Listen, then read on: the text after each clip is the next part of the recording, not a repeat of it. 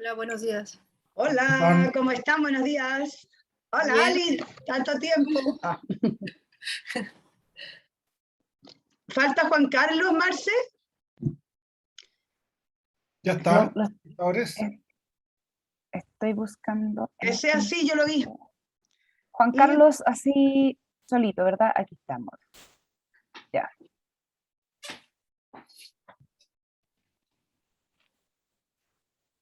Hola, Ignacio, mucho gusto.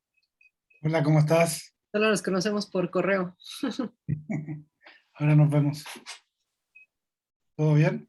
Ahora sí. Bueno. Hola, Juan Carlos, bienvenido. ¿Cómo están? Bien, bien. Bien, ¿y tú? Bien, todo bien. Mucho Qué gusto a bueno. todos. Oye, Marce y Patricia Fraga era nuestra traductora en este espacio, pero bueno, veamos si no está, a ver si es que yo no sé si confundo más o se entiende cuando traduzco. Por lo Yo menos igual Patricia no está. yo entiendo harto portugués también. Yo también, la verdad, casi siempre prefiero que hablen despacio en portugués y ya si uno entiende más. Es que hay veces que empiezan hablando despacio, pero luego se suena la moto. Yo soy así. Hola, Luana. ¿Cómo estás? Hola, compas. Buenas tardes. Buenas tardes. ¡Está doente! Sí, En voz resfriada. de doentiña. Sí.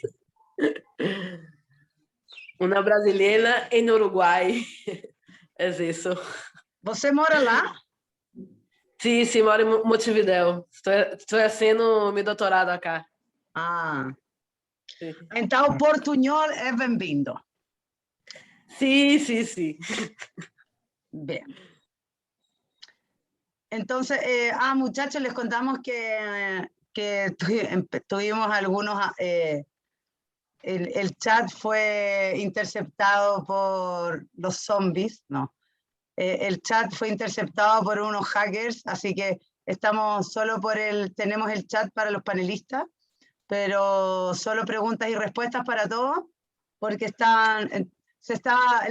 hacía que se desconcentraran las personas y no era nuestra intención.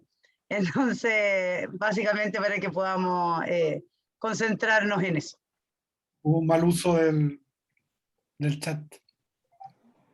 Sí, claro, se van a concentrar las preguntas para la parte final a través de preguntas y respuestas. Digamos, en esa sección, ¿cierto? Invitamos a todos que puedan concentrar las preguntas. Podríamos ir partiendo, ¿no? ¿Cierto? Ya estamos... Sí, si quieren vamos partiendo y podemos comenzar y dejamos los videos para el final, porque no me mandaba el video de ciclo vital. Nos habíamos quedado pegados con niños. Entonces, para eso. Yo parto presentando el tiro, ¿hacemos alguna introducción? Tú, todo tuyo, Sí. el público. Ya, ustedes me dicen cuándo entonces. ¡Ahora! Ya que les vaya bien.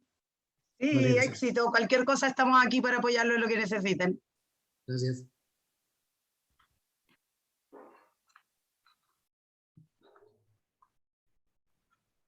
Ok. Muy buenos días a todas y a todos. Esperamos que se encuentren muy bien desde los distintos lugares donde nos estamos mirando, donde nos estamos escuchando. Esta mesa se denomina Situación de Calle y Ciclo Vital. Voy a hacer una pequeña introducción para el inicio, para después darle la palabra a las expositoras.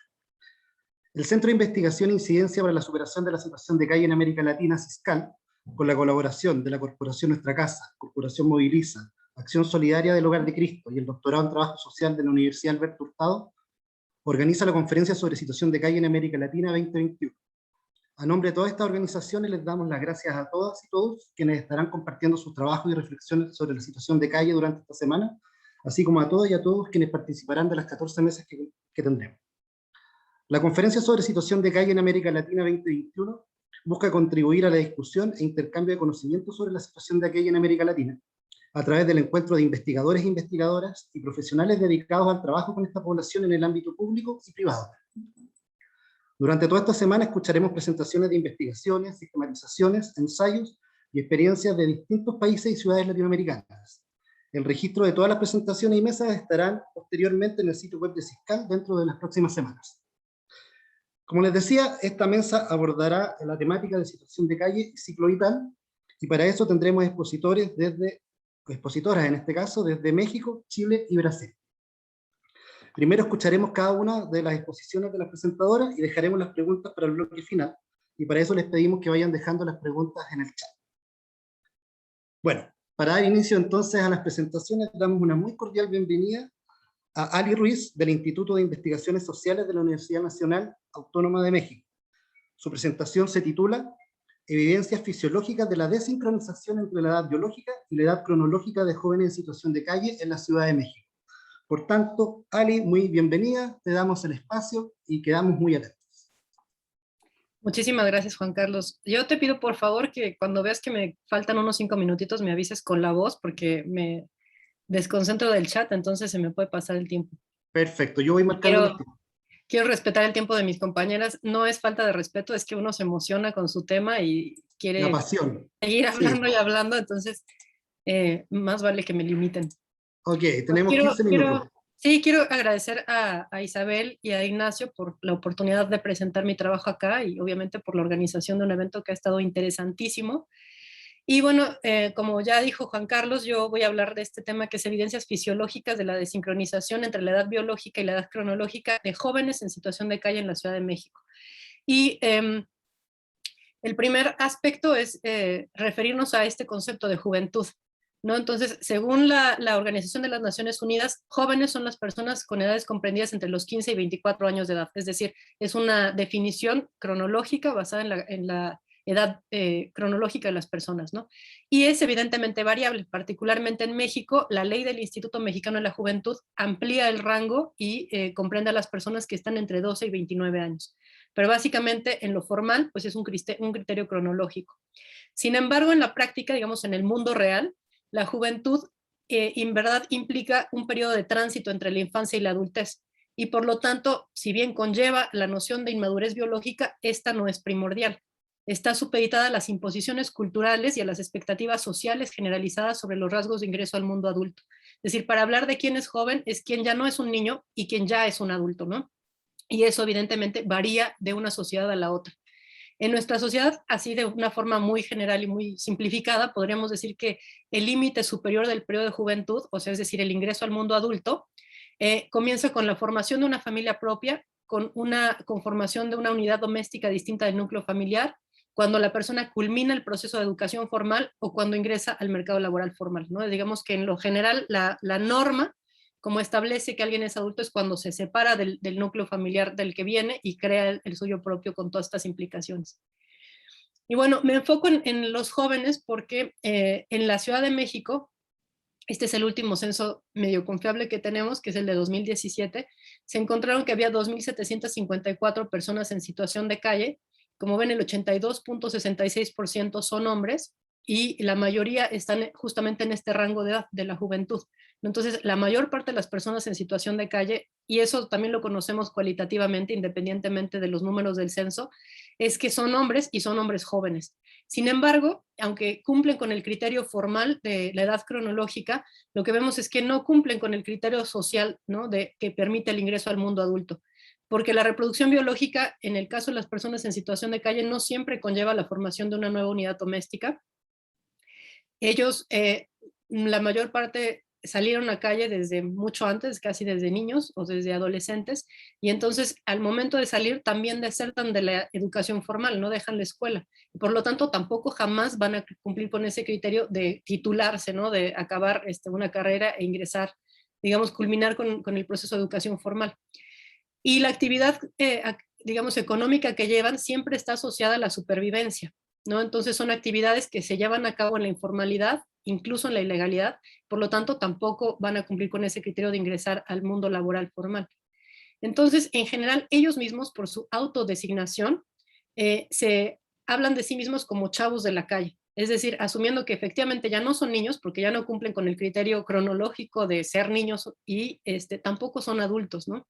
Entonces, se refieren a sí mismos utilizando esto de los chavos, ¿no? Y dense cuenta que en México es muy frecuente hablar del chavo, como alguien así que está en situación de calle y que no es ni es un niño ni es un adulto, está como en esa edad, no sé, incuantificable, ¿no?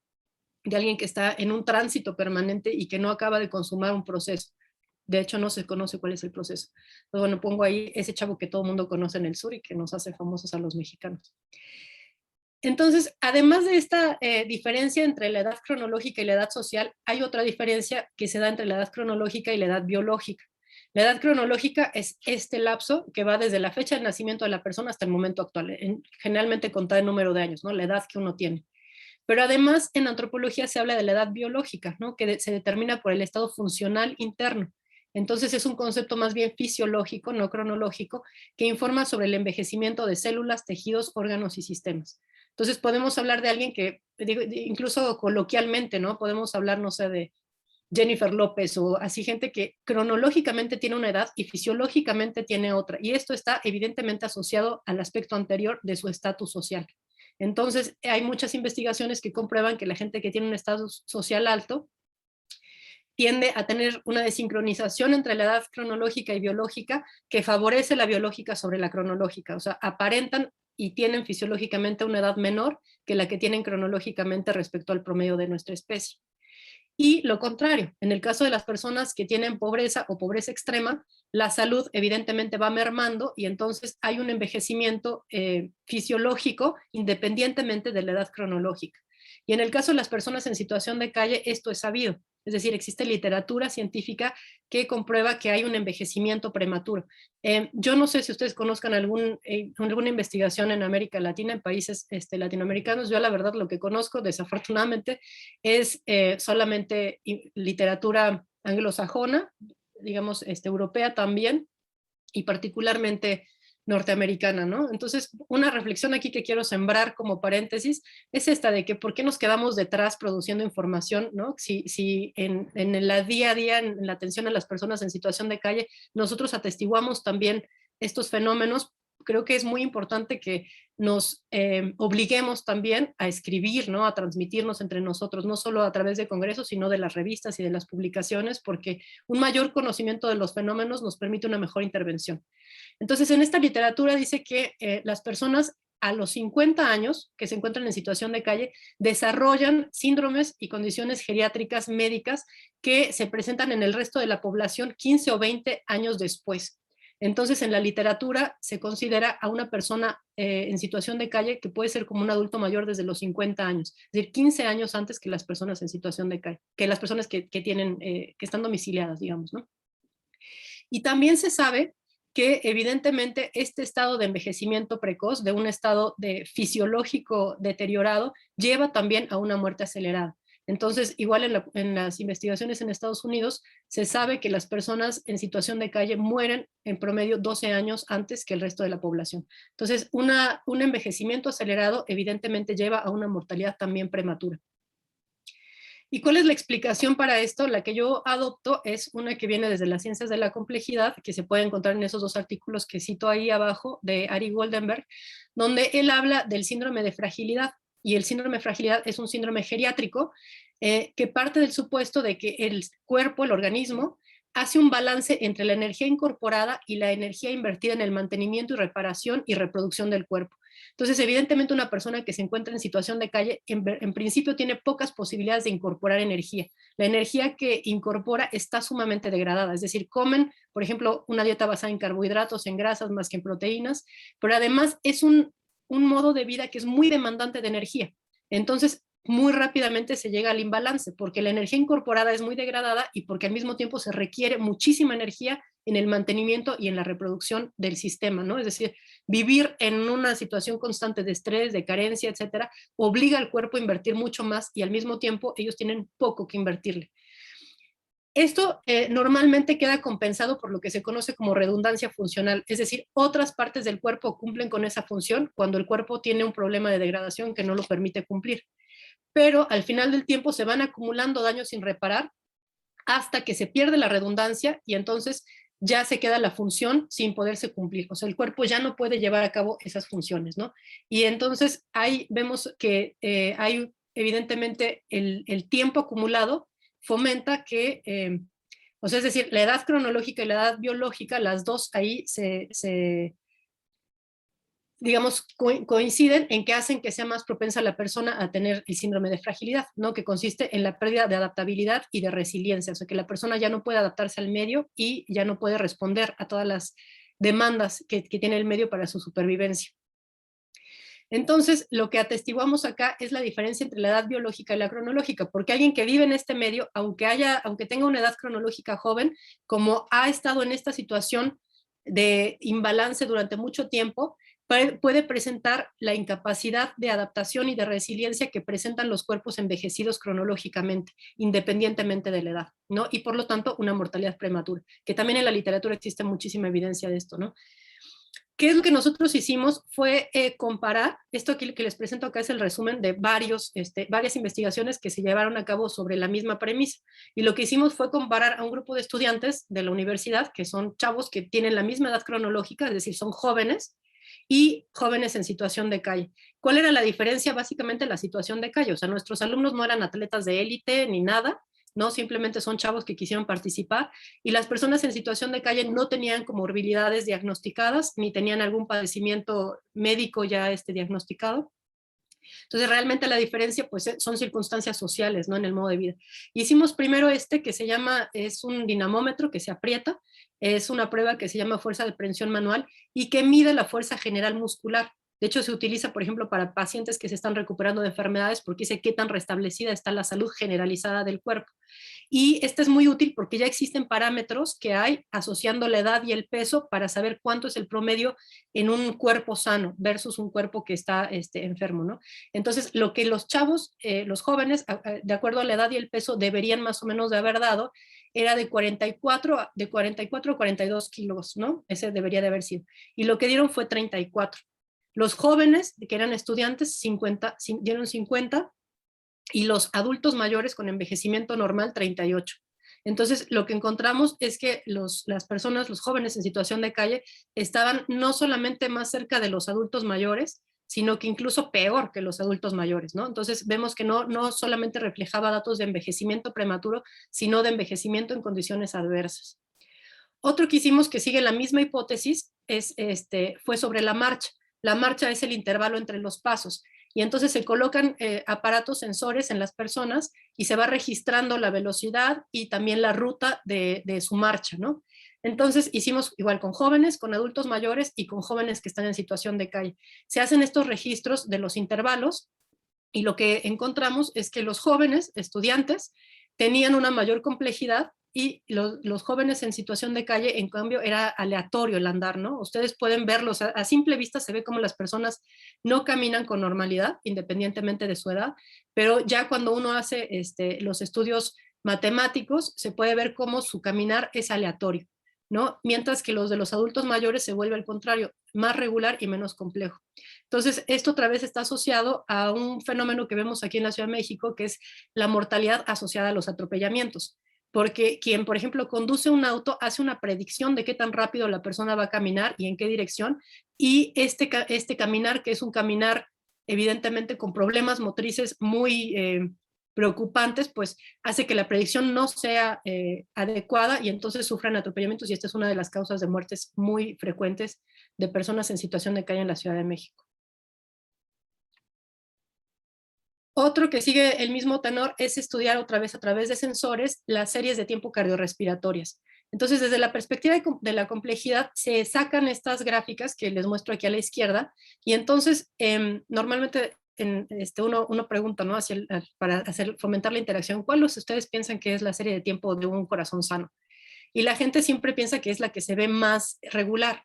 Sin embargo, el régimen que es el de un corazón sano es el segundo de arriba hacia abajo, que es un régimen variable, porque el organismo y eso es a lo que se refiere con resiliencia y adaptabilidad, un organismo sano tiene la capacidad de adecuarse a las circunstancias que la vida le pone. Entonces, obviamente, el corazón no va a latir igual si te persigue un león que si estás haciendo yoga. Y un corazón sano se puede adaptar a las circunstancias, mientras que un corazón que no es sano tiende a un orden excesivo, que son el primer y el tercer caso, que muestran un corazón con con enfermedad cardíaca, o al azar, ¿no? Que es el último. La persona que es adulto mayor tiende a hacerse rigurosa en los regímenes, ¿no? Es decir, al orden, mientras que el corazón sano, como vimos, es en la variabilidad. Y el de abajo muestra ese que va a la aleatoriedad, muestra un régimen insano, o sea, de alguien que está enfermo, ¿no? Y lo que encontramos con los jóvenes en situación de calle y con los adultos mayores es que se hizo más regular y menos compleja, ¿no? La serie de tiempo. Entonces, mientras que con los estudiantes es aparentemente irregular y variable, ¿no? Que eso es lo sano. Entonces, otra vez, los datos de las personas en situación de calle se acercaban más a las de los adultos mayores y a las de las personas que padecen enfermedad cardíaca. Y hicimos también que se llama dinámica eléctrica cerebral, que consiste en, a través de electroencefalogramas, registrar las dinámicas eléctricas del cerebro mientras la persona tiene estímulos visuales. Y lo mismo, comparado con los registros de estudiantes y los registros de adultos mayores. Y digamos, la hipótesis es la misma, ¿no? Bueno, no es una hipótesis, la evidencia es la misma, que las personas en situación de calle, otra vez, cuando se registra la dinámica, se vuelven muy regulares y se parecen a la de adultos mayores, ¿no? Entonces, todos estos son diferentes pruebas que evidencian eso, la presencia de síndromes geriátricos de comportamientos que se presentan en el caso de los adultos mayores, y que acá podemos registrar en personas que cronológicamente tienen otra edad, pero que han sufrido este envejecimiento acelerado debido a condiciones de vida adversas durante periodos crónicos. Entonces, bueno, quiero hacer acá un énfasis en que nuestras investigaciones en el terreno médico en realidad surgieron después de que se notó la necesidad a través de las investigaciones cualitativas. Yo soy antropóloga social y entonces mi primera aproximación al tema de calle fue pues así, a través de la etnografía, de compartir con las personas, pero colaborando con las organizaciones con las que colaboro como voluntaria, noté la necesidad esta que decía al principio de generar información y también de generar indicadores de que las intervenciones son eficientes.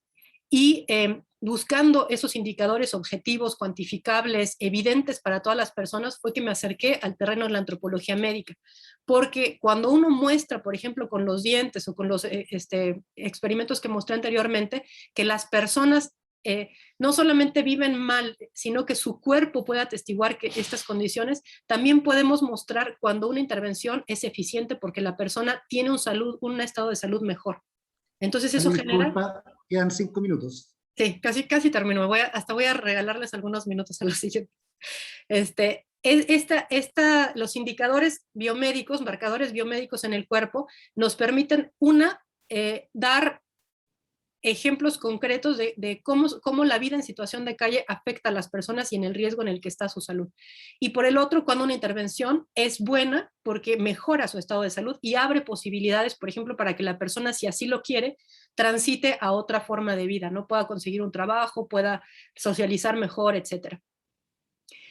Y entonces, incluso en la selección de las personas que participan, en el vínculo con ellos para que ellos quieran participar, hay una investigación cualitativa de cercanía que permite que esto se lleve a cabo, ¿no? Entonces, bueno, las conclusiones ya básicamente las dije, son que los jóvenes en situación de calle que participan en el estudio exhiben deterioro en múltiples sistemas fisiológicos. Su edad biológica difiere de la edad cronológica y los resultados de esta investigación demuestran que la fragilidad puede ser causada por las condiciones de vida y así da testimonio de la codependencia entre ámbitos biológico, psicológico y social. Es decir, hasta ahorita existe un dominio de la perspectiva biomédica sobre la salud. Siempre se considera que es o la edad cronológica o el padecimiento de enfermedades lo que genera estos daños. Y no se tiene en cuenta que pueden ser factores estrictamente sociales que desarrollan estas consecuencias. Entonces, estos experimentos, estos estudios dan cuenta de eso, ¿no? ¿Y cuál sería alguna de las importancias que tienen estos? Pues yo creo que ahora COVID precisamente nos da un un espacio para mostrar la importancia de este tipo de investigaciones. Acá en México, por ejemplo, a quien se dio prioridad como población vulnerable fue otra vez a través de un argumento biomédico, es decir, a las personas que tenían más de 60 años, es decir, solamente tomando en cuenta el criterio de la edad cronológica, o que tenían comorbilidades, ¿no? Personas que habían sobrevivido al cáncer o que tenían cáncer, etc. Y el criterio de la vulnerabilidad fisiológica por razones sociales no se toma en cuenta. Si nosotros tuviéramos estos estudios, digamos, como algo básico de nuestra literatura, de nuestro conocimiento, podríamos argumentar con sus propios argumentos que son una población que requiere atención porque se encuentra fisiológicamente en un estado de vulnerabilidad, igual que el de los adultos mayores o que el de las personas que padecen enfermedades. Entonces, creo que acá COVID nos da una oportunidad para que reflexionemos sobre la necesidad de generar información. Y dejo ahí también mi correo por si alguien tiene algún interés de compartir investigaciones. Yo, la verdad que ansío mucho esto de poder compartir resultados y perspectivas. Y pues muchas gracias por el espacio y por el tiempo. Bueno, agradecemos a Ali por tan interesante presentación. Como decíamos, vamos a hacer todas las exposiciones primero y vamos a dejar un espacio final para las preguntas y reflexiones. Aprovecho de decirles que somos muchas personas conectadas y recordarles a todos que haciendo clic en el icono de preguntas y respuestas pueden dejar sus reflexiones y consultas, ¿ok? Para que las podamos abordar después. A continuación, continuamos y le damos la bienvenida a Josefa Ceballos y Camila Rodríguez. Ambas son estudiantes de Trabajo Social de la Universidad de Chile y su presentación se titula Situación de calle y envejecimiento. Josefa, Camila, muy bienvenidas. También les voy a avisar unos 5 minutitos antes que se acabe el tiempo para que puedan regularse todo el tema de la presentación. Adelante, que les vaya muy bien. Muchas gracias.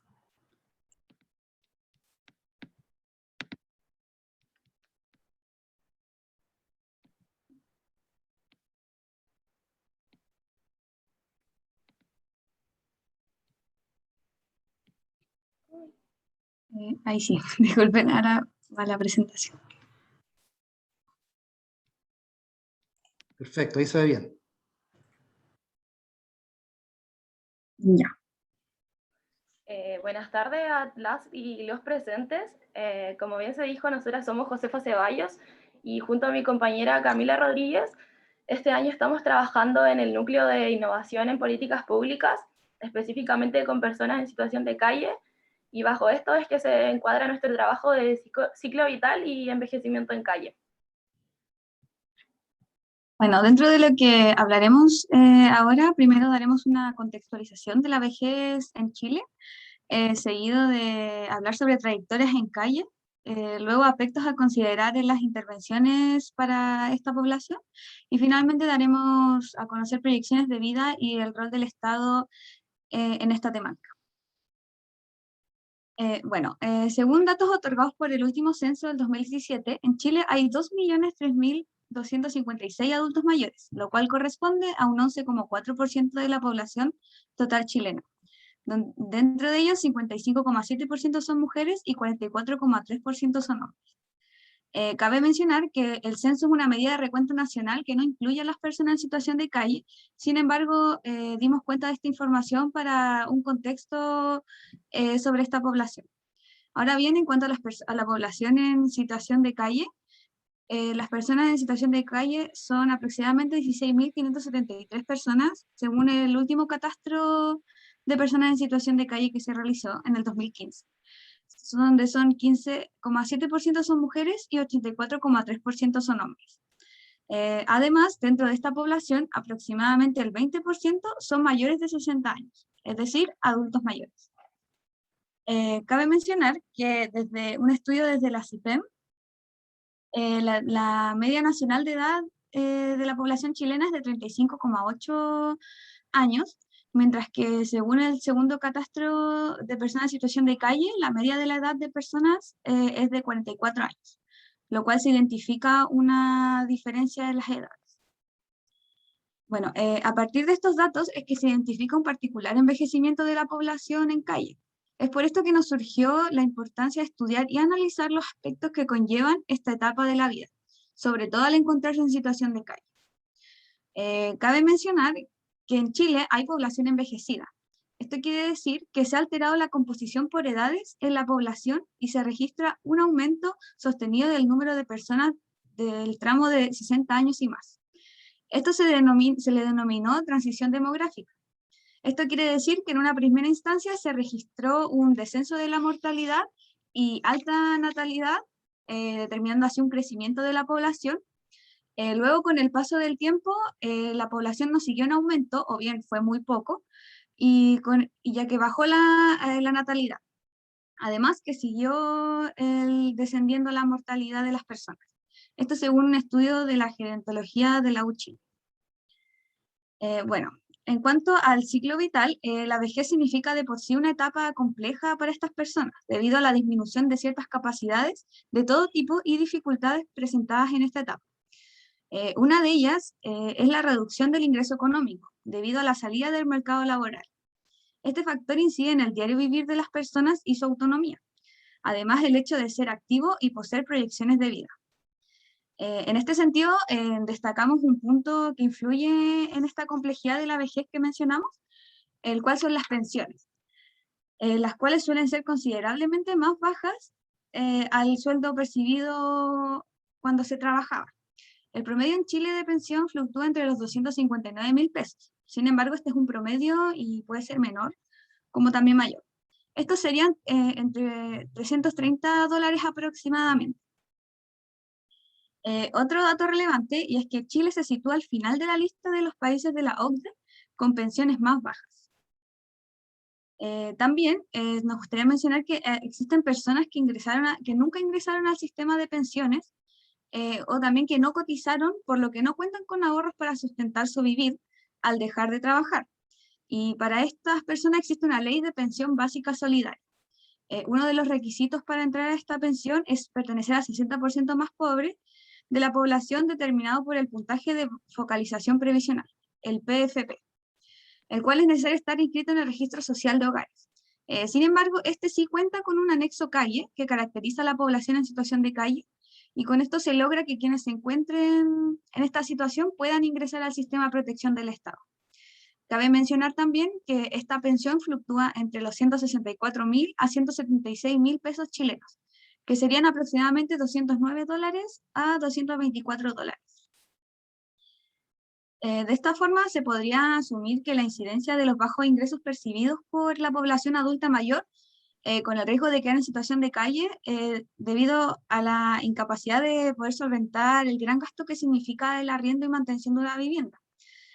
Por su parte, al encontrarse ya en esta situación de calle, el entrar en la vejez resulta complejo la superación, debido a este ingreso tan bajo que se mencionaba, viéndose expuesto a situaciones de vulnerabilidad y precariedad en un contexto de extrema pobreza. Para finalizar este punto, me gustaría leer esta cita de Valenzuela, que dice: la cantidad de personas con pensiones bajas en Chile supera el 1,2 millones. Si ampliamos la reflexión a las pensiones inferiores al sueldo mínimo, se debe incluir la totalidad de adultos mayores sobre 65 años con una pensión mayor a 162.000 pesos, pero inferior al sueldo mínimo legal vigente.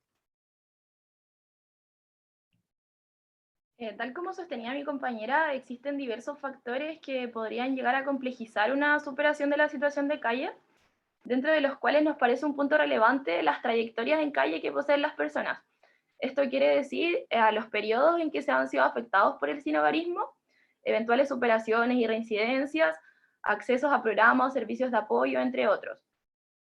En el caso de Chile, de acuerdo con el segundo Catastro Nacional de Personas en Situación de Calle, se percibe que esta población lleva en promedio 5,8 años bajo este contexto, y entre las principales causas que lo desencadenan destacan las trayectorias laborales accidentadas, rupturas de estructuras familiares y consumos problemáticos de drogas o alcohol. Al mismo tiempo, nos resulta relevante mencionar que los datos evidenciaron que el 56,4% de las personas catastradas poseen algún tipo de discapacidad, mientras que un 49% declara necesitar medicamentos especializados para alguna afección. Esta situación da cuenta de lo complejo que es en que se encuentra parte considerable de esta población, debido a requerimientos relacionados a su salud, en consideración de que la carencia de un espacio físico donde puedan establecerse y resguardar su integridad y salud.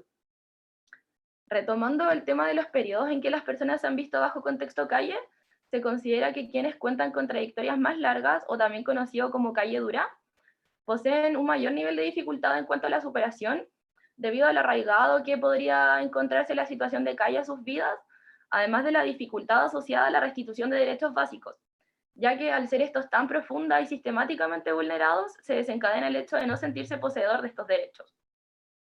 De acuerdo con un estudio realizado por Nicolás Rojas, que tuvo como producto una clasificación según condiciones de vida y asociatividad de personas en situación de calle, particularmente la vejez en calle se encuadra en un grupo de personas caracterizado por alojar indistintamente en calle y hospederías, siendo las que poseen un menor nivel de capital material, lo cual dificulta de alguna manera su acceso al mercado laboral, generando así una importante dependencia de la red de asistencia social. Además, se reconoce que usualmente este grupo de personas se desempeña en tareas asociadas a la situación de calle y sus extensas trayectorias de vida en calle pueden llegar a provocar un deterioro psicosocial ostensible, que en ocasiones se puede ver reflejado en una baja motivación de logro y autoestima, una importante desesperanza aprendida, y en términos relacionales, sus niveles de asociatividad se observan bajos y se percibe una tendencia al quiebre de vínculos familiares.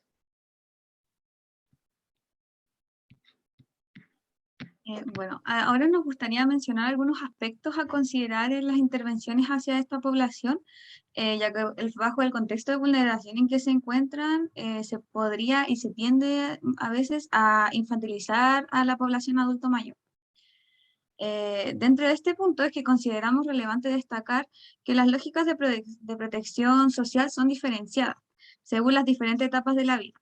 Es decir, el modo en que se ejecuta la intervención no puede ser el mismo, por ejemplo, en la infancia y en la vejez. Debiese ser focalizado para cada uno, ya que a pesar de su avanzada edad de esta población y eventual disminución de capacidades físicas, psicológicas o psicosociales, como mencionó mi compañera, se encuentran bajo una lógica y modo de vida en que buscan valerse por sí mismos y mantener en cierto grado la autonomía desarrollada a lo largo de sus vidas.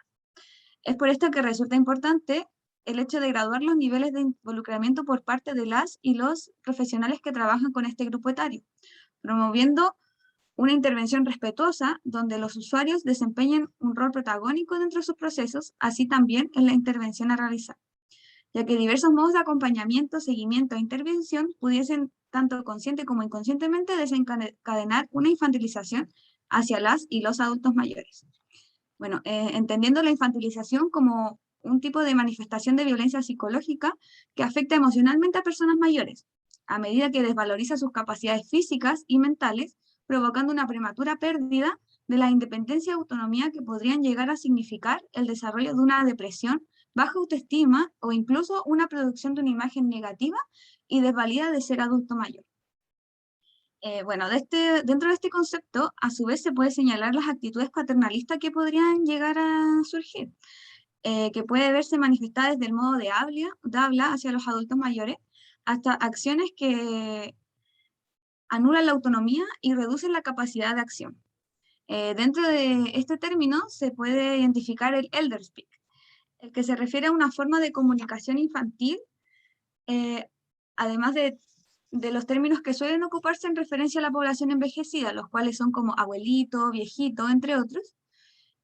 Ahora bien, como definición de este término en sí, se refiere a tomar decisiones que beneficien a un otro, pero sin el consentimiento de éste. Así, independiente del propósito de determinada intervención que cae en el paternalismo, esta anula la opinión de la persona a quien va dirigida, considerándose la decisión propia sobre el cuerpo de otro como la mejor opción para esta misma persona. Así, bajo estas lógicas del paternalismo e infantilización, la autonomía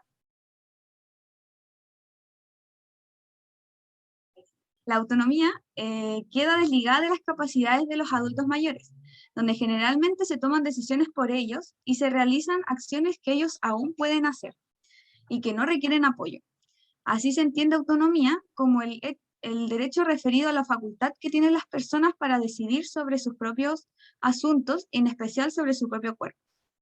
Es por esto que nos resulta relevante identificar un enfoque de restitución de derechos donde la autonomía y autodeterminación sean un foco principal.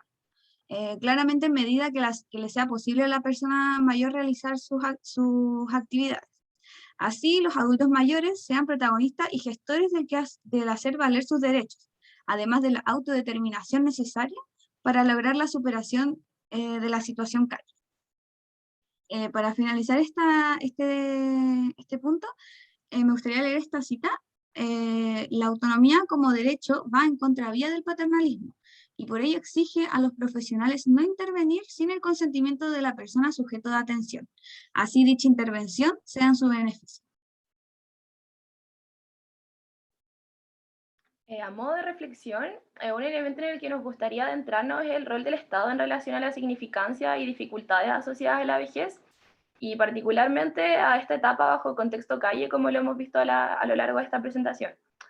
Ante esto, sostenemos que el Estado debiese generar acción e implementar intervenciones sustanciales de forma individual y en específico hacia este grupo etario, las cuales se vean enfocadas en garantizar que se cubran las necesidades básicas y el cuidado de la salud física y mental de las y los adultos mayores, procurando así evitar la situación de vulnerabilidad y pobreza que enfrentan muchos adultos mayores o que lleguen a verse expuestos en dicha etapa a una profunda vulneración como lo es el sinhogarismo.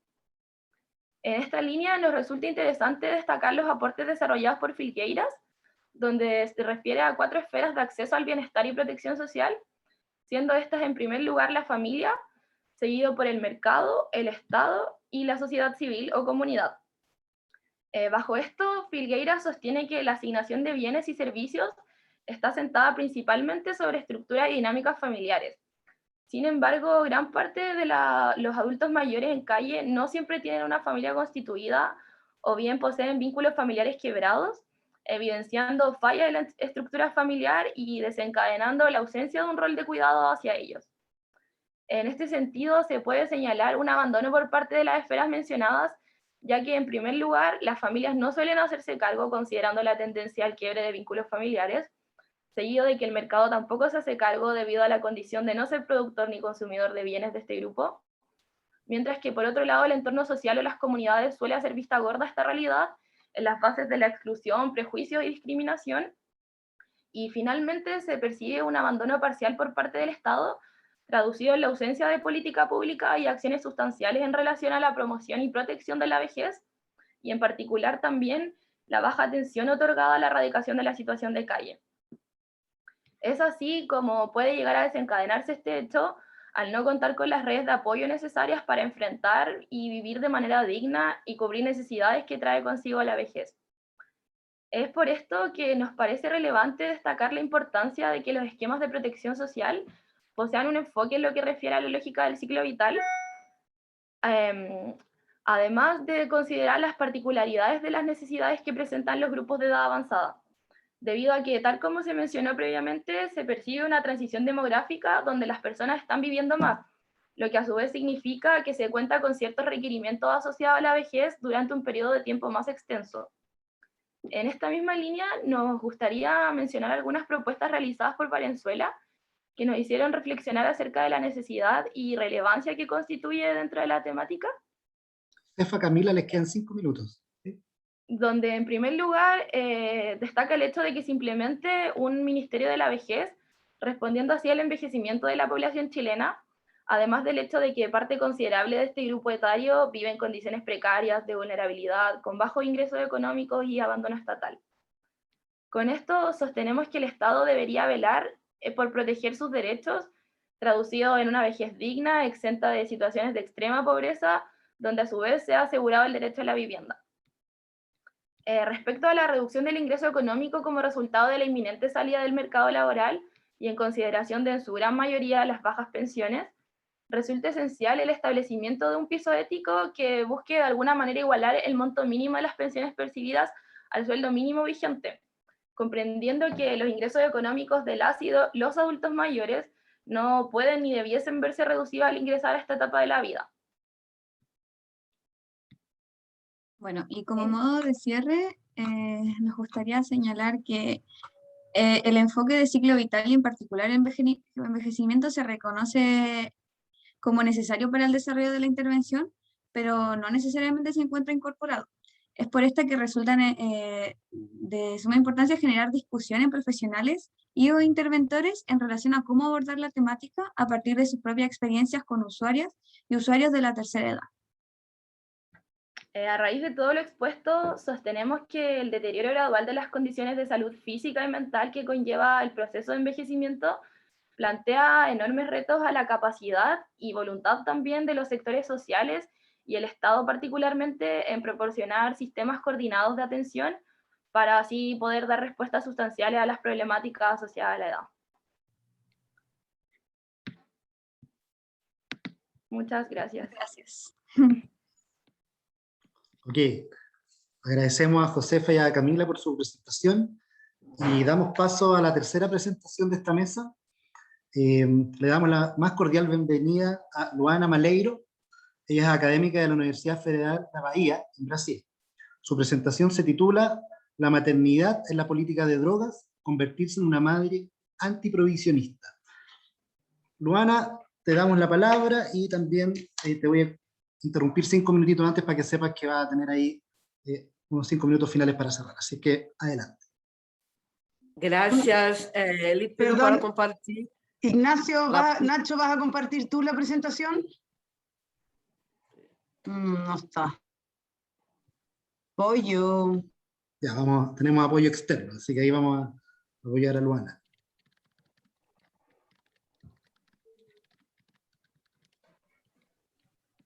Dale. Primeiramente, muitas graças assim, por estar aqui, um gustaço ouvir a todos. Vou falar em portunhol, então pido permiso por isso também. Sou antropóloga, trabalho desde 2004 com pessoas em situação de calle e o tema do consumo de drogas. E agora hablo de Montevideo, Uruguai, estou fazendo meu doutorado em ciências sociais, investigando isso de las mulheres em situação de calle e o consumo de las cocaínas fumables. Bien, este trabalho pode passar ao próximo. É trabalho que hice en mi maestría en antropología, que generó un libro que en español es Convertirse en mujer usuaria de crack, que es una investigación etnográfica que hice por 3 años en espacios de uso de crack y servicios de la red. Es decir, hice un acompañamiento de 20 mujeres em situações de consumo de drogas e também em seu acesso a serviços de saúde, maternidade públicas, refúgios, hospitais. Então, hice por 3 anos uma investigação com 20 mulheres com trajetória de uso de crack e com trajetória de algum momento de sua vida estar em la calle, não? 18 dessas mulheres começaram a viver em la calle devido às violações sofridas em la infância por seus familiares. Isto é dado importante. Assim, em Brasil, não há muitas investigações acerca das mulheres em situação de calle. Pouco se habla muito de isso, né, que são poucas em las calles, pero há uma situação que está pouco invisível, né? Muitas dessas mulheres, foi algo que me quedei impressionada, que boa parte dessas mulheres passaram por momentos de violação sexual em sua infância e foram a la calle e aí constituíram outras famílias. Então, a intensificação do uso de crack aparece para suportar o dolor da violência sofrida em la calle.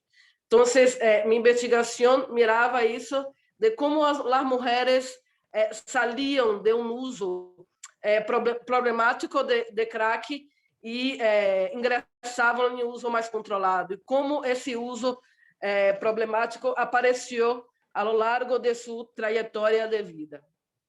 Então, a partir del trabajo de campo y también de las entrevistas, las mujeres cuentan que la entrada en esa que llamo de una cultura de uso intenso de crack, ya en la otra diapositiva puede pasar, por favor. Entonces, las cuestiones que las mujeres hablan para su ingreso en esa cultura de uso de crack es la violación por miembros de su familia, la violación por agentes de seguridad pública, por agentes de seguridad privada, la violación por agentes del mercado ilegal de drogas, la violación por otros usuarios de drogas, por otros compañeros, y la retirada del derecho a maternidad, que es que vamos a hablar acá, y agresiones físicas. Entonces, es decir, que las mujeres ingresan en un uso más intenso, más problemático de crack, como una forma de manejar ese momento de violaciones. En Brasil, las políticas para la protección a las mujeres no toman medidas para la protección de la mujer que no tiene una casa, ¿no? Que están en la calle, porque hay una mirada de esa política de una violencia que ocurre en un espacio doméstico, en una casa. Entonces, no hay un fluxo de atención para esas mujeres, tampoco para las mujeres que son usuarias de sustancias en situación de calle, ¿no? Que son dos fatores de riesgo. Tampoco las políticas de drogas toman medidas para garantizar los derechos de esas mujeres. Por lo contrario, ¿no? Las políticas de drogas en Brasil, y veo también acá en Uruguay, son políticas que violan los derechos de esas mujeres, sobre todo de las mujeres que están en situación de calle. La aparición del uso controlado ocurre cuando ocurre cambios en su vida, ¿no? Entonces, a salida del espacio de calle, eso de ir al refugio y del refugio seguir a un hogar, la incorporación de estas estrategias de reducción de riesgos y daños, la atención que se construye con servicios de reducción de daños y el acceso a políticas de protección y vivienda. Entonces, es decir, que hay ese conjunto de accesos de políticas hace con que el consumo controlado ocurra. También la cuestión del embarazo apareció en la investigación como ese momento donde la mujer que hacía un uso más problemático de crack empieza a hacer un uso más controlado por la situación del embarazo y pasa a ocuparse más de los cuidados con su niño, con su embarazo y esa cosa del acceso a los servicios de salud, porque ocurre en Brasil la cuestión de la retirada del derecho a la maternidad. Muchas mujeres hablan de casos, de historias de mujeres que empiezan su trabajo de parto en la calle, que se niegan a ir al hospital, a la maternidad, porque saben que van a salir sin sus hijos. Puede pasar, por favor, compa. Entonces, hay una representación en los medios de comunicación con respecto a las mujeres usuarias de crack y las mujeres negras usuarias de crack. Entonces, la cuestión racial en Brasil es importantísima para mirar toda esa cuestión, porque los medios de comunicación hablan de las mujeres blancas como las vidas de mujeres donde hay posibilidad como de salvación, ¿no? Y las mujeres negras son representadas como las mujeres, las malas madres, las mujeres que son criminosas, y toda esa cosa que la mídia pone para las mujeres usuarias de crack que son negras. La forma en que los medios de comunicación orientaron el tema del crack incidió en el panorama político, repercutiendo en las formas en que esas personas fueron manejadas por el Estado Es decir, muchas veces la presentación de una política era introducida por una reflexión de una reportaje, una materia televisiva, no desde una investigación científica, ¿vale? Entonces, ese mito de que las mujeres usuarias de crack no pueden maternar, não pode ser mães, foi uma coisa que a mídia falou muito em los medios de comunicação, e os gestores públicos, os políticos, os partidos passaram a agregar essa maneira de falar de las mulheres usuárias de crack, que, claro, se converteu em políticas concretas, né? Pode passar. Hice un esfuerzo de hacer una traducción de la narrativa de las mujeres mismas, pero hay unas palabras que son intraducibles, pero vamos a intentar. Dandara es una chica que acompañé y que también se quedó embarazada en el proceso de la investigación, y de este tema habla, ¿no?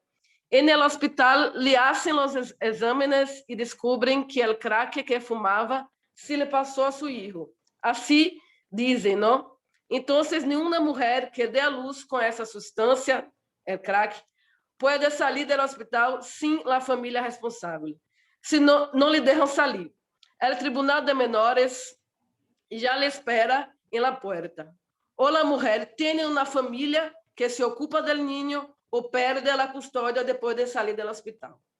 Essa situação da quebra, do rompimento dos vínculos familiares é algo muito forte para as mulheres, e o que passa é que não há uma família para fazer cargo desse niño, e esse niño vai a um refúgio, e essa mulher não tem nenhuma informação sobre seus hijos. Pode passar.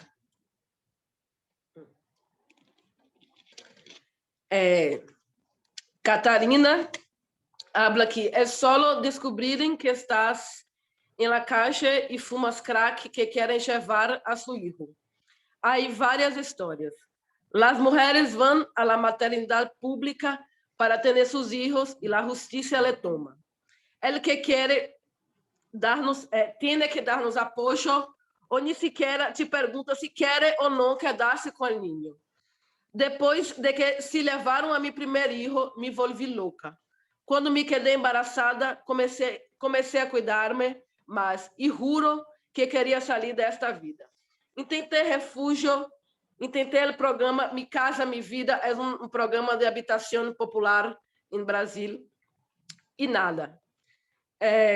Logo, quando me roubaram a mi chico, me tirei ao crack. Não queria, me tirei ao crack, não sei se está certo, mas há uma expressão bem brasileira que é como estar enamorada del crack, uma vinculação muito forte, né? Como estar com o crack te saca umas memórias, uns recuerdos que não querem mirar, né? Então, é uma maneira de dizer, né? Então, não queria estar se usar nem por um minuto para não recordar que me quitaram a meu hijo. Sales e hablas com outras mulheres e a história se repete.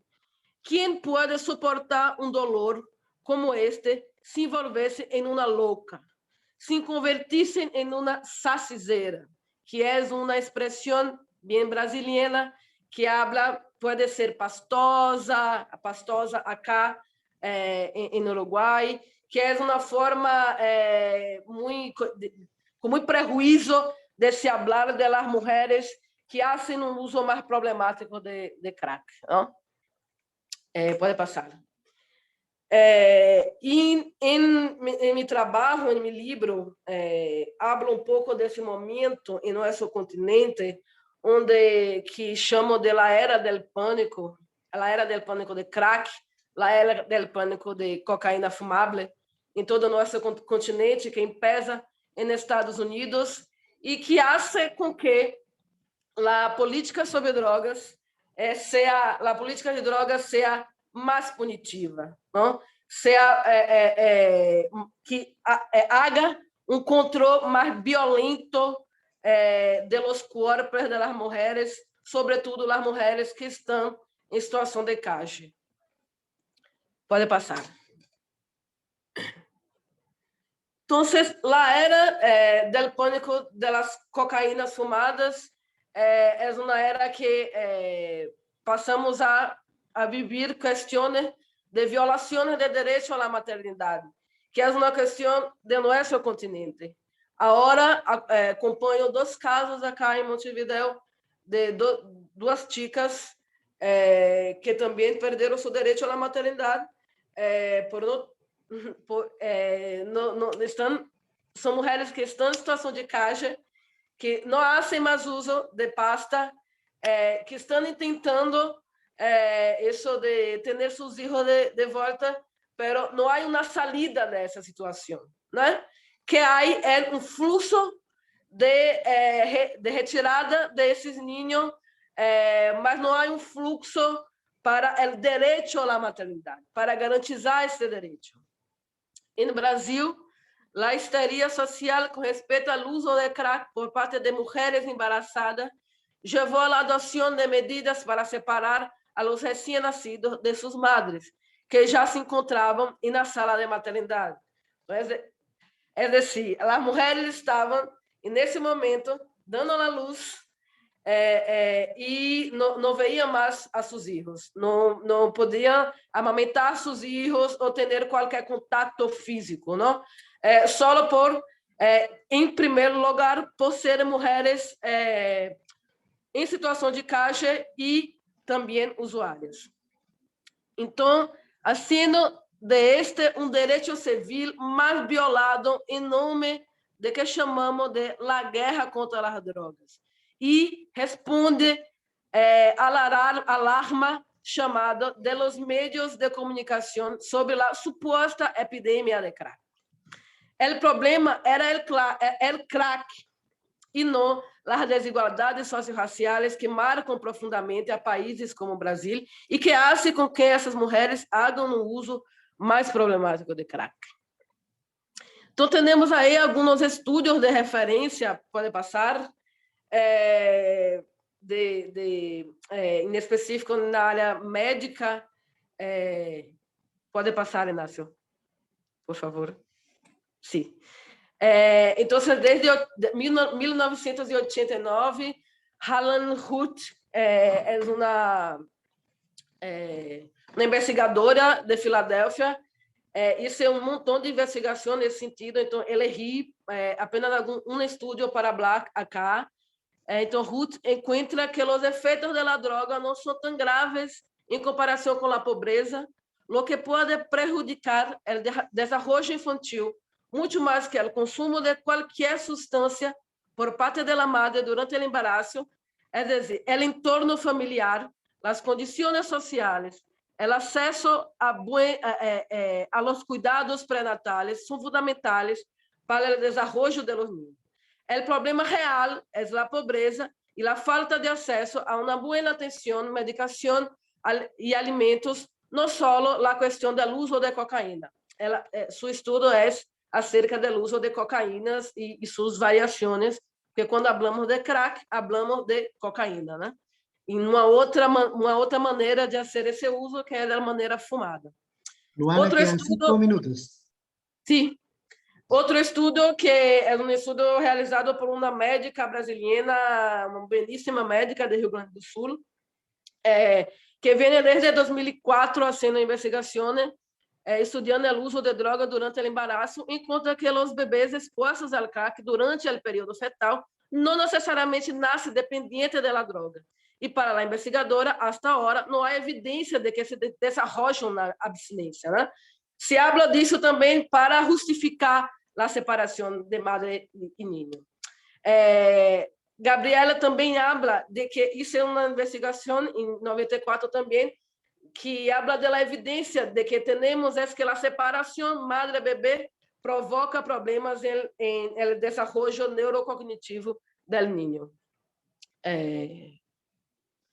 Bien, pode passar.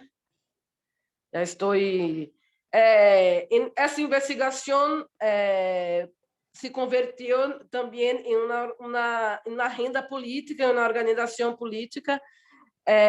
Foi nesse momento que hicimos aí, desde esse lugar de investigadora, de ouvir tantas histórias de violação de direitos, que pode passar. Uma chica em situação de calle hizo uma proposta para que, e sim, vou a ler, né? Hoje em dia já não tenho medo de dormir. Antes tinha medo de dormir. Era o medo de dormir e não saber se vas a despertar em la calle, né? Então, usar crack em la calle é manter a adrenalina de la calle, porque la calle é uma descarga de adrenalina. Em la calle, se não sabes vivê-la, se não sabes limitar-te, acabas perdendo-te em ella. Hoje lo veo assim e lo digo assim. Muitas chicas jovens que chegaram a la calle há pouco, todas estão sofrendo de cobardia. Cobardia é uma categoria também interna para hablar dessas violações sexuais de varones. Poderíamos juntar-nos e ensinar-lhes a defender-se. Como teníamos alguém para ensinar-nos, ela também tem que entender. Que te parece? Desde esse chamado, pode passar, hicimos uma articulação com o movimento de população de calle, desde essa chica maravilhosa, que é Maria Lúcia Pereira, que criou o movimento em Brasil, que não está mais acá, nesse plano terreno. Passamos a ser uns conversatórios nesse movimento para falar dessa questão de la retirada do direito de la maternidade. Que passou é que muitas de las mujeres se culpavam por não ter mais seus filhos. Então essa questão da culpa materna era uma questão tremenda, porque elas diziam: "Sí, é minha culpa, porque sou uma pastosa, sou uma usuária de crack, não tenho um valor."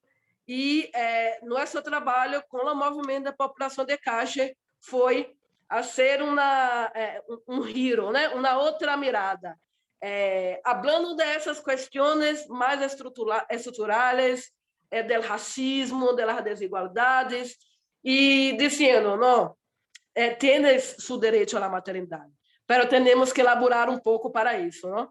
Pode passar. E aí, desde aí, passamos a ser chamado a essas mulheres que tiveram histórias de rompimento desse vínculo, para que falem desde seus lugares, não? E para o movimento feminista também. Este é momento do 8 de março, onde uma de nossas companheiras, o Dia Internacional da Luta das Mulheres, foi a la calle com falando de seu direito à maternidade, do direito à maternidade das mulheres em situação de calle, né? Hoje temos uma renda muito forte desde essa questão do direito à maternidade. Só a última diapositiva, maternidade. E falamos de uma maternidade antiproibicionista. La idea de la prohibición de las drogas como ese sistema de control de las mujeres, y el antiprohibicionismo como la respuesta contrahegemónica, ¿eh?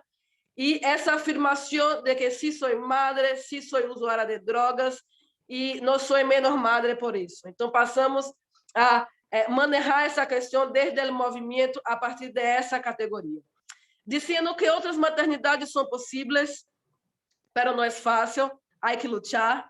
A luta e o apoio às mulheres em situação de calle embaraçada desde o movimento feminista foi uma questão que começamos em Brasil, a questão da culpa materna, a responsabilidade individual, e transformar isso em problema coletivo, uma questão coletiva, não?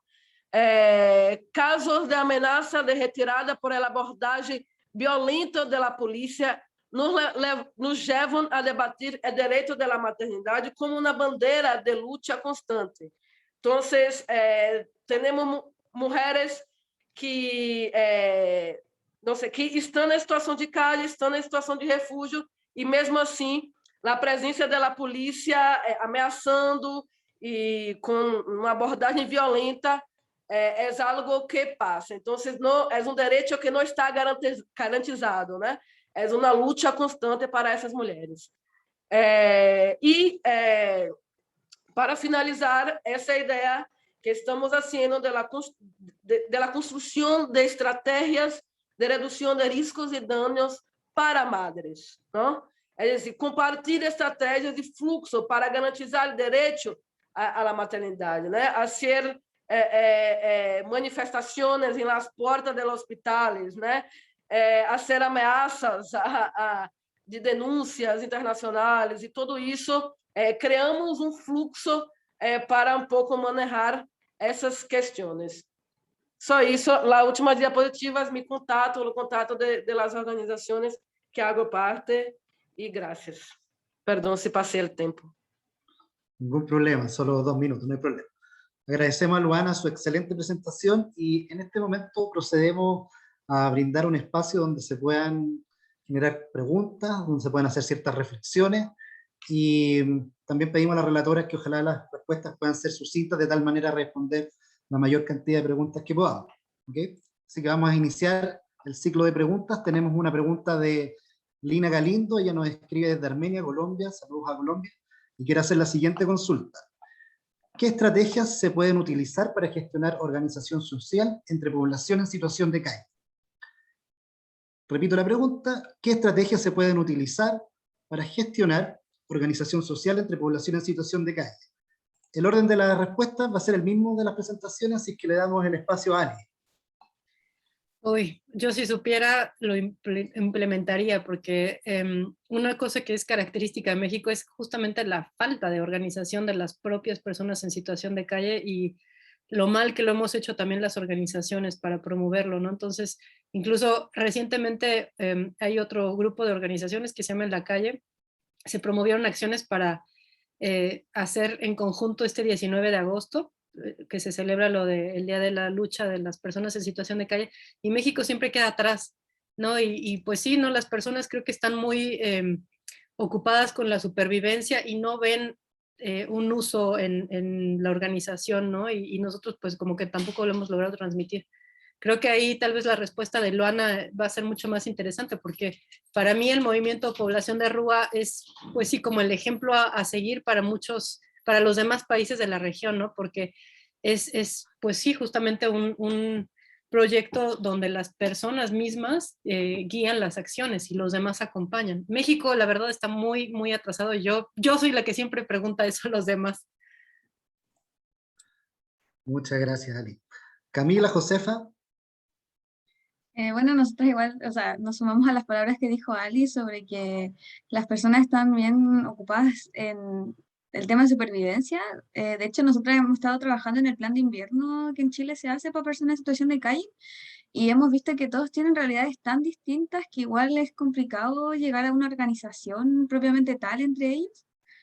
Pero bueno, eso generalmente es como igual complejo llegar a la organización social que pregunta Lina, pero no creo que sea imposible tampoco. Pero yo creo que está muy marcado el tema que decía Ali sobre estar preocupados de sobrevivir y bueno, el tema de salud mental igual influye harto en la situación de calle y puede llegar a impedir esta organización en algunos casos.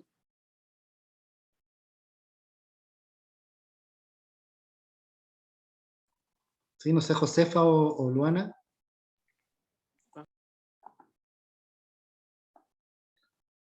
¿Luana? ¿Puedo? Sí. Sí, buenísima cuestión. Bien, creo que tenemos una tarea, ¿no? En cuanto a investigadores también y personas que no están en situación de calle, también de hacer vínculos, hacer lazos assim de distintas experiências, não?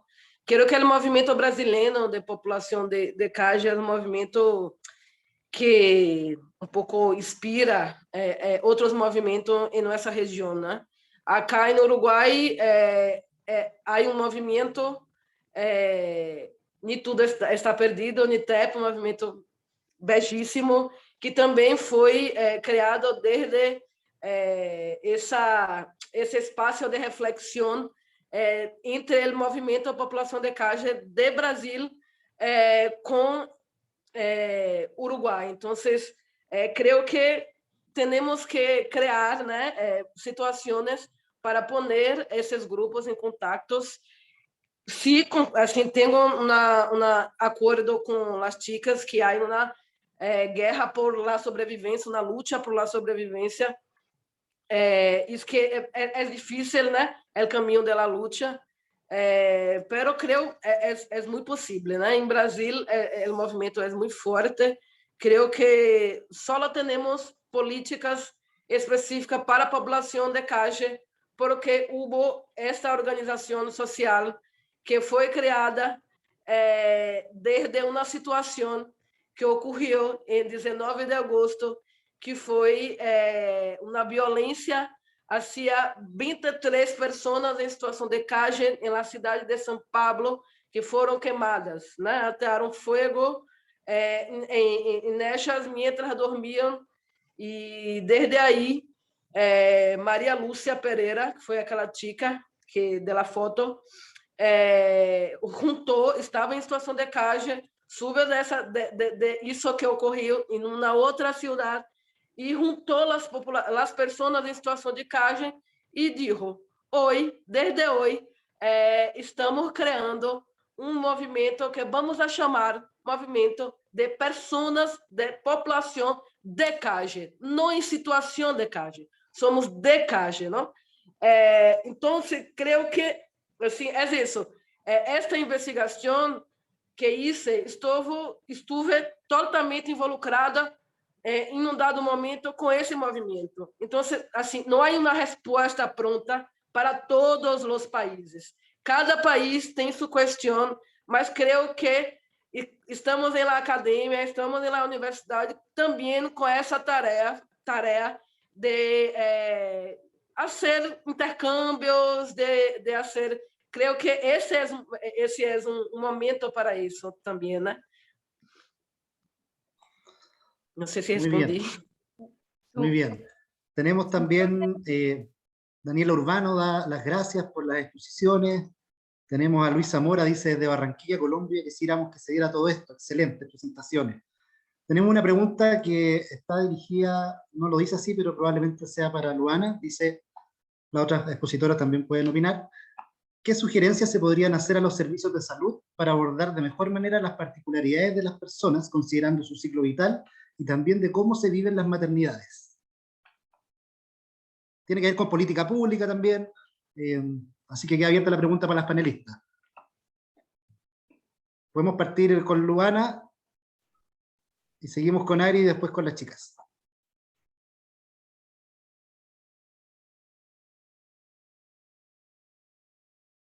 Luana, estás muteada. Me parece que, não sei, assim, em Brasil, nos serviços de saúde suelen ser espaços muito, como digo, heteronormativos, ¿vale? Hechos por muitas pessoas não tão diversas, né? Blancas, heterossexuais, e há uma cultura de controle nesses espaços. Então, é uma questão também que não sei se consigo contestar, mas creio em la questão da redução de riscos e danos, né? E essa mirada da redução de riscos e danos, de criar as estratégias de que o serviço e as estratégias de serviço sejam criadas desde as pessoas, né? Não desde as políticas, né? São as pessoas e as demandas que são que necessitam ser criadas nos serviços. Vou dizer assim, falar de uma história que hicimos em Brasil, que creio que vai aclarar um pouco o que quero dizer. Os serviços de saúde não têm assim uma mirada de gênero, né? Não tem uma perspectiva de gênero. Então, passa muitas questões em los serviços de saúde, de violência de gênero, de varones com mulheres, também dessas questões da maternidade que não se habla muito. As mulheres não suelen acceder aos serviços e falar de suas questões como mulheres, ¿vale? Então, para isso, em Brasil, o movimento social também da redução de danos e das pessoas usuárias é um movimento muito importante para fazer essa movida em los serviços. É dizer, estamos aí, somos invitadas por las pessoas para falar de redução de danos, desde essa perspectiva de mirar as distintas trajetórias de vida, das distintas histórias das mulheres, e desde aí generar espaços em los serviços. E no serviço de saúde mental, criamos um espaço seguro para as mulheres, porque as mulheres não falavam de suas violações sexuais, né? Saliam da calle, iam ao serviço e estavam em seu serviço, no serviço de saúde com seu violador, ¿vale? Que estava allí também em um serviço público se cuidando. Como manejar uma situação dessa, sabe? Não há uma resposta lista, uma resposta para isso. Eu creio que essa inversão na redução de danos, em mirar as distintas histórias das pessoas e de que os serviços tenham uma abertura para chamar os movimentos feministas, para falar de questões que têm a dificuldade de manejar em sua rotina de trabalho, sabes? Os trabalhadores de saúde não têm todo o domínio de tudo que passa na calle com as mulheres, ¿vale? Então, é assim, importante desarrollar espaços de intercâmbio, de troca, onde seja possível também o serviço tem que ter essa abertura para a criação de espaços novos. Há que ter sempre espaço para que as mulheres hablem com outras mulheres, sem os varones. Sem os varones, né? Um espaço de proteção para essas mulheres. Não vão falar de princípio, porque há que ter uma confiança, né? Então, cada contexto exige assim, uma articulação. Creo que es eso. Perfecto. Ali. Yo creo que el primer punto es no conformarnos con esa legitimidad que tiene el discurso biomédico en los espacios sanitarios.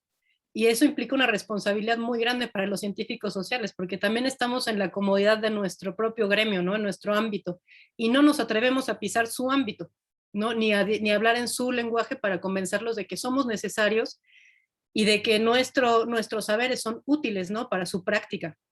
Entonces, por ejemplo, pienso que es muy importante que los y las científicas sociales den clases en las facultades de medicina y entonces incidan en la formación de los nuevos profesionales sanitarios, ¿no? De las médicos, enfermeras, etcétera, porque no debemos dar por hecho que ellos son fríos, son personas y están en formación, y si nosotros nos comprometemos con su formación, también podamos darles una perspectiva más humanitaria y que ellos sepan que las diferencias en salud también están asociadas a diferencias sociales, de injusticia. Y yo pienso que en el futuro pueden tener una práctica que busque más justicia y que sea mucho más sensible. Otro aspecto es precisamente el diálogo con los médicos. No necesariamente tiene que ser siempre de confrontación.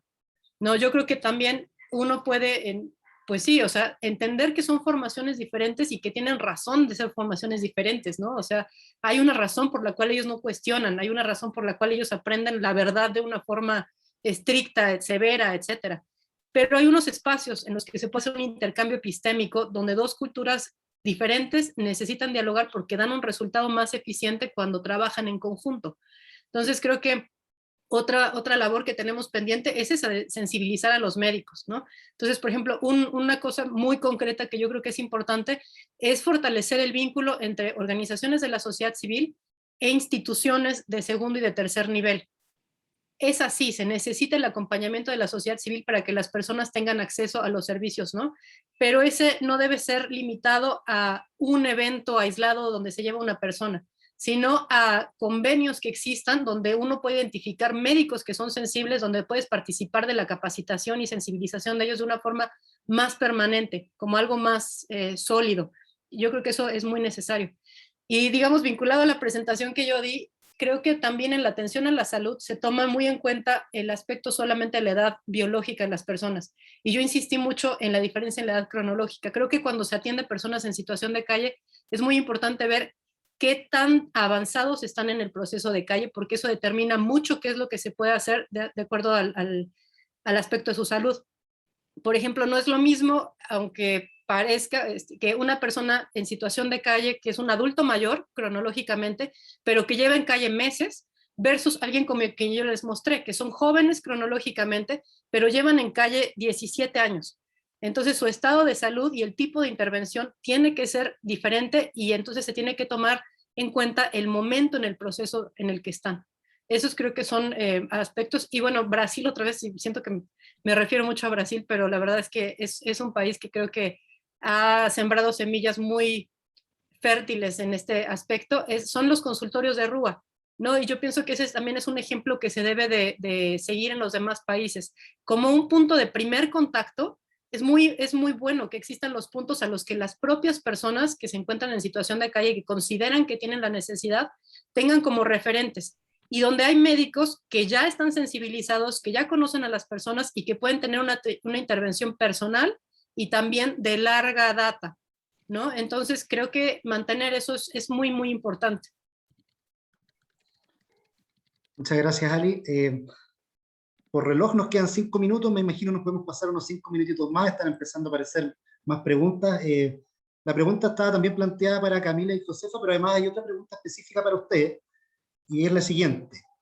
La consulta es, ¿cómo los servicios de emergencia, como el plan de invierno, podrían incorporar un trabajo más especializado con las personas adultas mayores? Dejo la palabra para Camila y Josefa.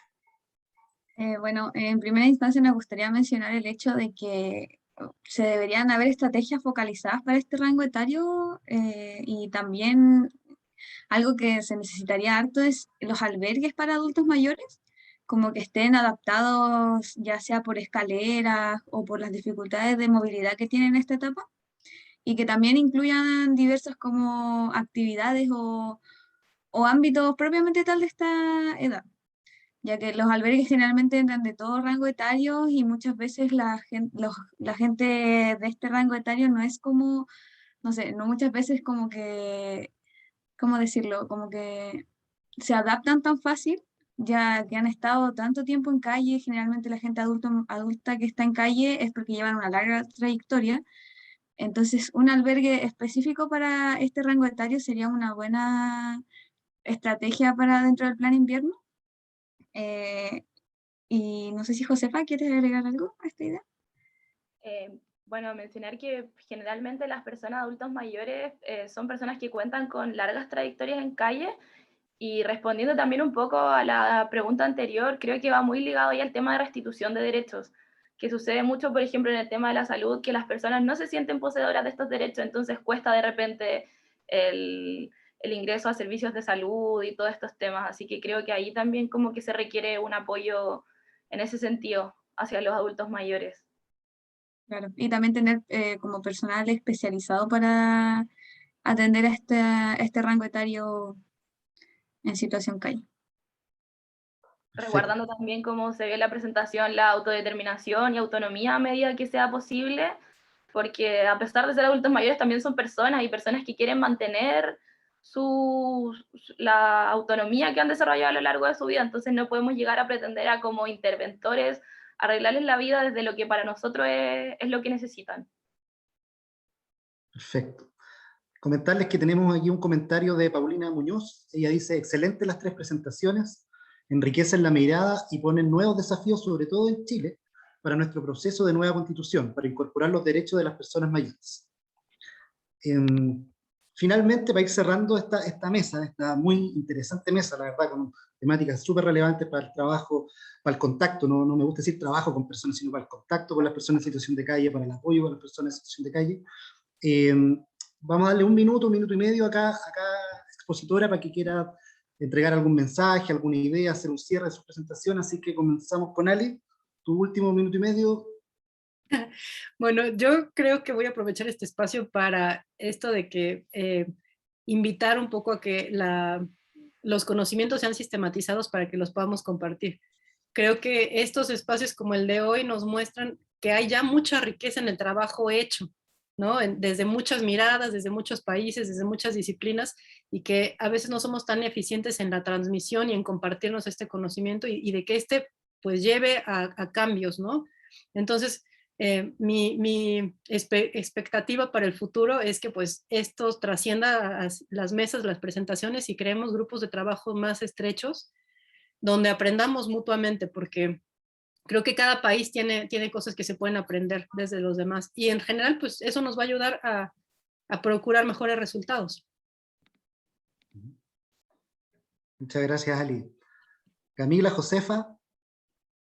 Yo creo que respecto al envejecimiento, lo que queda rescatar es como el desafío que queda respecto hacia generar sistemas coordinados entre organizaciones comunitarias, sectores sociales y el Estado para poder así dar respuesta a la problemática. Eso creo que es el enorme reto que nos queda ahora, generar sistemas coordinados. Y señalar que muchas gracias por el espacio. Dale. Ok, Luana. Bien, antes que tudo, assim, agradecer por la paciência com mi portunhol e também as outras compas por la apresentação riquíssima. Um gustaço conhecer a todos e salgo com essa sensação também que hablo Ale que temos que generar outro espaço para falar mais, para conectarmos mais, porque às vezes me parece que algumas questões que vivimos em Brasil são questões de Brasil, mas são questões de nosso continente, né? Há montão de violação a las mulheres em situação de calle e montão de políticas e de lutas para ser, não temos que criar montão de coisas. Em Brasil criamos montão de coisas. Se o consultório de rua é desses equipamentos, os espaços de convivência de redução de danos também. Assim que foram espaços, foram serviços que foram criados desde essa mirada em la persona, em la situação da persona, em la necessidade das pessoas, né? Isso, estes câmbios são câmbios necessários. Em Brasil, vivimos uma situação muito delicada com um presidente que não lhe gusta muito as pessoas, tampouco as pessoas em situação de calle. Então, estamos volvendo a um fenômeno de... Com a pandemia se amplifica, claro, que a situação de muitas pessoas, muitas mulheres em situação de calle, que não havia tantas mulheres, havia muito mais varones, homens em situação de calle. Agora estamos vivendo essa situação com o cierre de montão de serviços para o surgimento de serviços basados em la religiosidade evangélica, né? Então, estamos vivendo uma situação muito difícil do avanço da direita, da ultradireita em nosso continente, e agora há muito mais casos de retirada, muito mais casos de retirada de niños de suas madres. Estamos agora acompanhando caso em Florianópolis de um recém-nascido que está em sofrimento porque não está com sua mamã, não pode amamentar E a mamá não é uma consumidora de substância, é uma mulher em situação de calle. Então, agora em Brasil, é isso que está passando, creio que é uma questão também de nosso continente, e é isso, temos que fazer luta, mas não luta sola, luta junta com todos, e tenho também muitas ganas de sair de acá e de seguir uma conversação com todos. Gracias. Gracias por todo. Nuevamente, muchas gracias a nuestras expositoras. Para ir cerrando la mesa, me permito reforzar algunas ideas fuerza que bien autorreferentes, es lo que a mí me llamó la atención también de lo que ustedes estaban planteando. Como decía Ali, yo creo que el llamado a la producción de conocimiento latinoamericanista es muy importante. Estamos cerca. Siempre es importante mirar a otros países, pero no necesariamente dejarnos guiar por aquello, así es que reforzar ese llamado que hace Ali a la producción de conocimiento y a la democratización del conocimiento y el aprendizaje. Por otro lado, también ahí dejar una reflexión de estas personas que no son adultas mayores, pero que tienen algún síndrome geriátrico anticipado. También el desafío es tener claridad que la significación de las distintas etapas del ciclo vital son bien particulares, y no porque tenga síndrome geriátrico necesariamente va a pensar como un adulto mayor, y es un tema relevante, ¿no? Las significaciones son distintas. Un poco también aludiendo a lo que conversó Camila y Josefa, lo importante de la identificación de las trayectorias al momento de intervenir, no solo las trayectorias de tiempo y situación de calle, sino también las trayectorias vitales, las historias de vida, eso también es muy fundamental. Y particularmente para el caso de Luana, mencionar quizás el gran desafío que existe frente a esta situación de múltiple discriminación. Muchas veces discriminación por ser mujer, discriminación por vivir en calle, discriminación por consumir droga, y además discriminación por ser mala madre. Qué difícil situación y qué desafío requiere como sociedad, no solo en Brasil, esto es bien transversal, poder abordar esos temas para poder tratar de generar las condiciones de nuestros países para que sean países mucho más dignos, de condiciones dignas, más solidarios.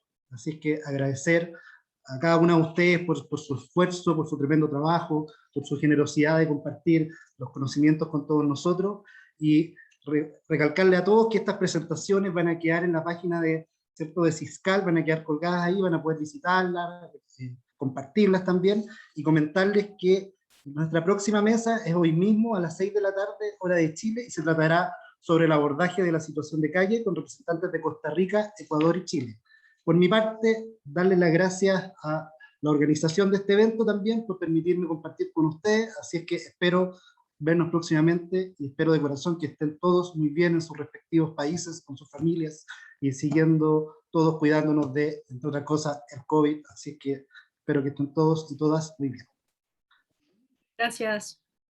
Muchas gracias a todos. Y a Gracias las a todos. compañeras también. Un honor compartir Gracias, con ustedes.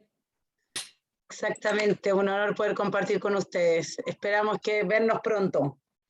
Teníamos un pequeño video para cerrar y nos vemos todos por la tarde.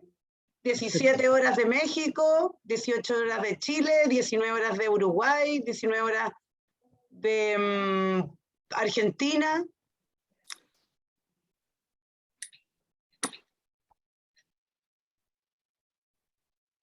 Con esto nos despedimos. Un abrazo a cada uno. Buenas tardes.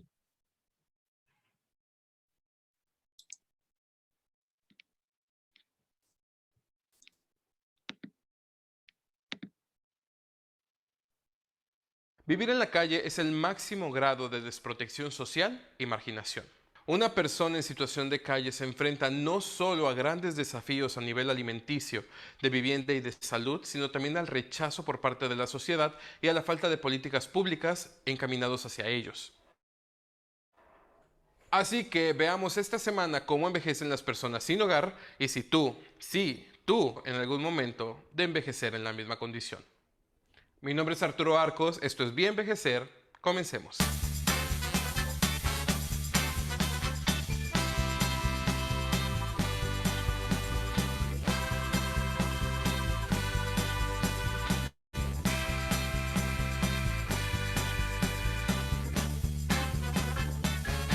Se considera una persona en situación de calle cuando no tiene un hogar permanente y pasa la noche a la intemperie, bajo puentes, en coches o en albergues temporales. ya sea un albergue público, una oficina donde le dejen dormir o en el sillón de algún amigo o familiar. De estos, el 80% son hombres, 40% tienen familia en la misma situación y en general suelen presentar más problemas económicos, de salud y alimenticios que la población en general. En países de Latinoamérica, aproximadamente entre el 10 y el 20% de esta población corresponde a personas mayores de 50 años. Las personas ancianas en situación de calle se enfrentan a la intersección de 3 tipos de vulnerabilidad: ser viejos, ser pobres y vivir en la calle. Cuando eres anciano te enfermas más, sanas más lentamente y te enfrentas a padecer enfermedades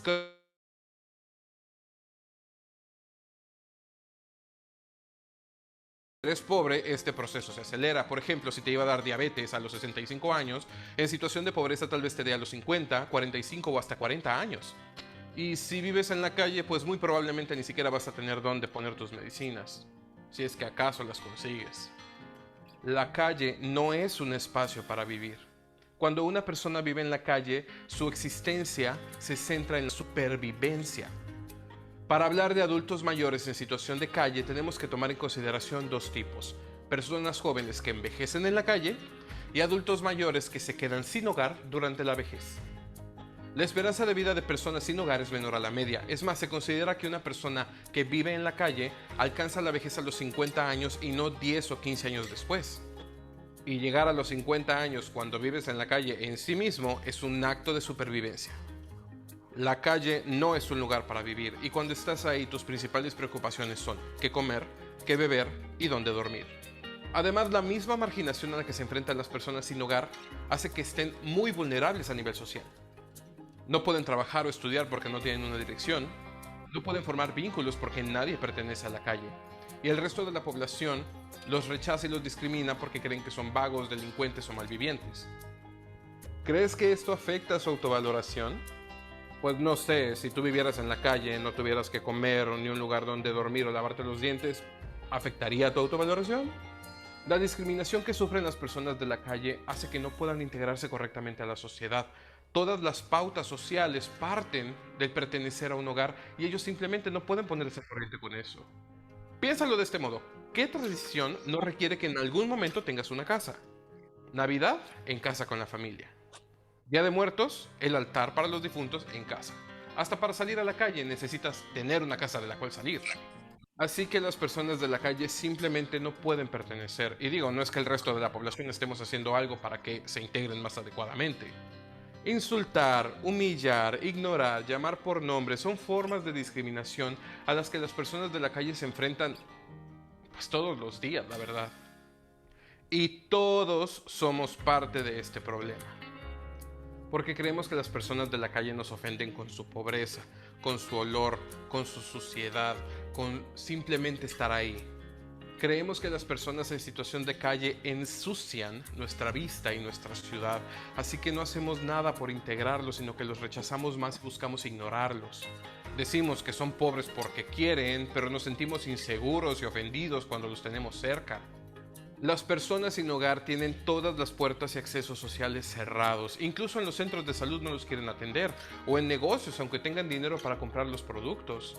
Ahora, ¿recuerdas que te dije que una persona se vuelve anciana en la calle a partir de los 50 años? Las personas que envejecen en la calle tienen una mayor incidencia de depresión, incontinencia urinaria, tabaquismo, riesgo de accidentes, problemas de la vista, adicciones, alcoholismo, enfermedades de la piel, infecciones de todo tipo, problemas de columna, problemas para caminar y en general menos capacidad para autocuidado, es decir, para tomar el cuidado de ellos mismos y valerse en actividades básicas como alimentarse, asearse o salir a la calle. Y muestran a los 50 años un deterioro que la población general muestra a partir de los 80. Imagina todo eso y tener que dormir en el piso de un cajero automático. Ahora, ¿esto puede afectarte a ti? Mira nuestro próximo video, Quedar sin hogar después de los 50, y descubre si esto es algo que puede ocurrirte a ti. Divertido, ¿no? Da like, comparte, déjanos un comentario. Y no olvides suscribirte para tener toda la información sobre cómo envejecer mejor. Mi nombre es Arturo Arcos, esto fue Bien Envejecer, hasta la próxima.